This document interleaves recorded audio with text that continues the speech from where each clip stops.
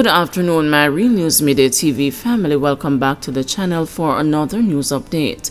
And in the news this afternoon, Vaz did not commit data breach of Golden's citizenship information, says Maurice Dixon.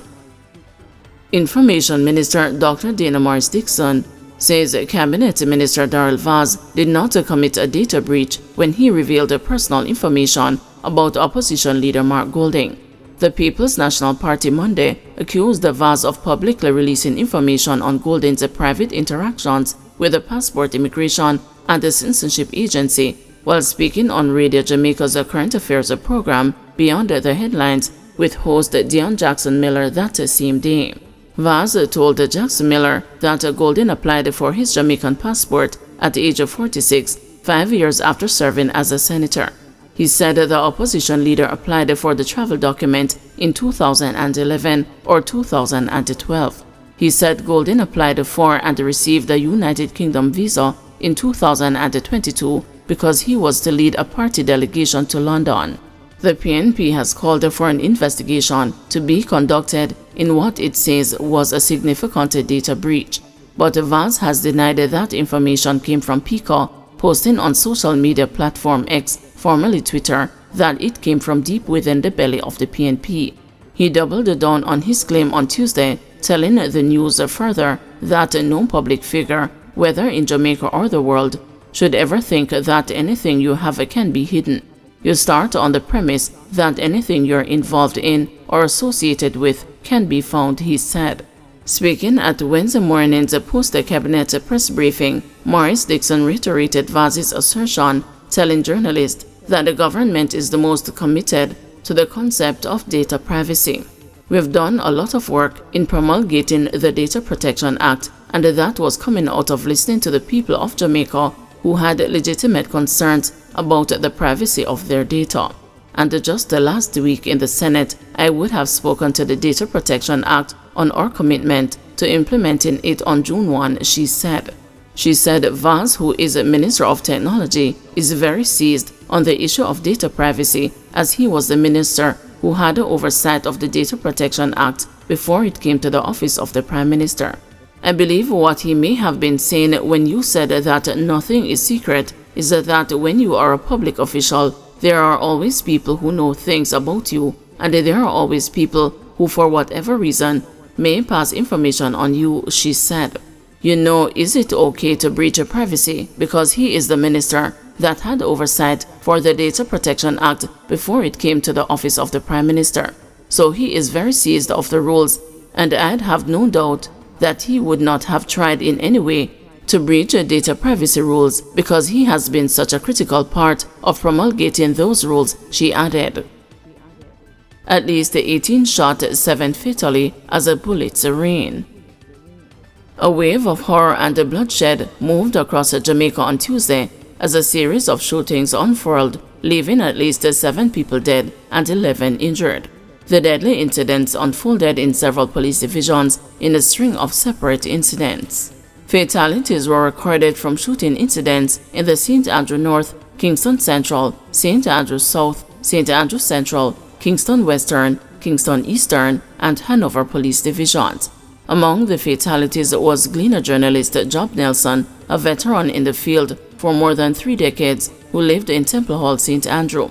Nelson took his last breath in the hands of strangers who rushed to his assistance along Collis Smith Drive in St. Andrew after his Honda motorcar crashed into a utility pole. Commander for the Kingston Western Police Division, Senior Superintendent Michael Phipps, said Nelson had stopped at a traffic light along Spanish Town Road when a car drove up beside his vehicle and the occupants fired on him about 10:30 p.m. Investigators surmise that Nelson, 53, was attempting to drive himself to hospital afterwards, but the vehicle crashed along the nearby Collis Smith Drive. On Wednesday, a resident of the area, known as Tyler, said he was one of the first persons on the scene after the vehicle crashed.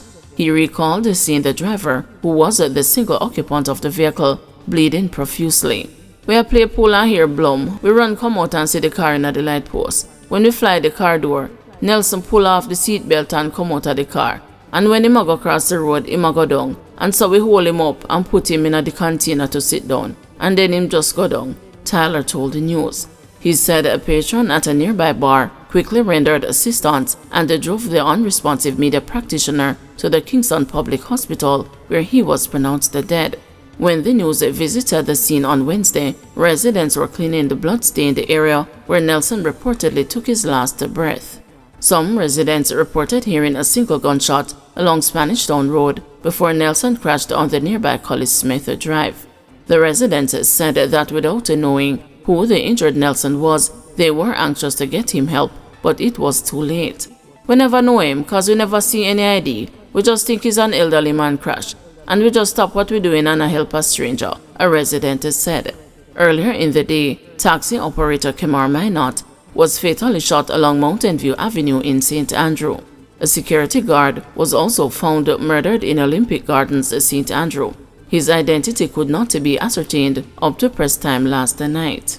Just before midnight, a mass shooting shattered the calm along Shortwood Road in St. Andrew as 4 women and 5 men were shot after men opened fire on patrons at a bar.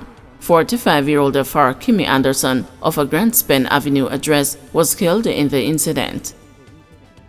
2 Haitians filed asylum requests as several held in Portland.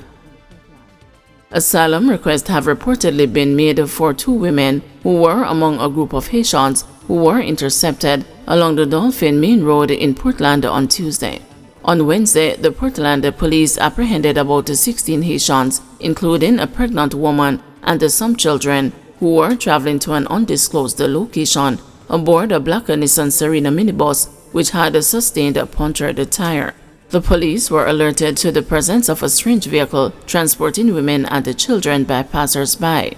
Upon their arrival, they detained the Haitians and also arrested a man who is believed to be a part of the scheme to transport the Haitians out of Portland. Another man who is believed to be the driver of the minibus and who had gone to change the punctured tire is now on the run. Malaine Alain, head of the lobby Freedom Imaginaries, revealed that asylum requests were presented for 2 of the women. She urged the authorities to allow the detained Haitians to communicate with their lawyers, noting that this is a constitutionally mandated obligation that does not conflict with law enforcement objectives. "We are still waiting on authorization with respect to the earlier group that was apprehended on May 20, she said. This practice of denying Haitian persons in Jamaica access to counsel must end. We understand that law enforcement authorities must do their work. Lawyers were not allowed to speak with them when they went to the police station on that date." Freedom Imaginaries has presented a request for asylum for the 2 women in the group, one of whom has a baby, she added. The Haitians detained on Wednesday are believed to be members of a group that landed at a beach in Hector's River on May 20, but managed to flee their sailboat and to filter into nearby communities. On Monday, the police managed to apprehend 8 Haitian men at separate locations in Hector's River during a pre-dawn operation. It is believed that as many as 40 Haitians may have landed at the Under the Rock Beach complex on Monday before abandoning their 20-foot vessel, leaving behind items of clothing.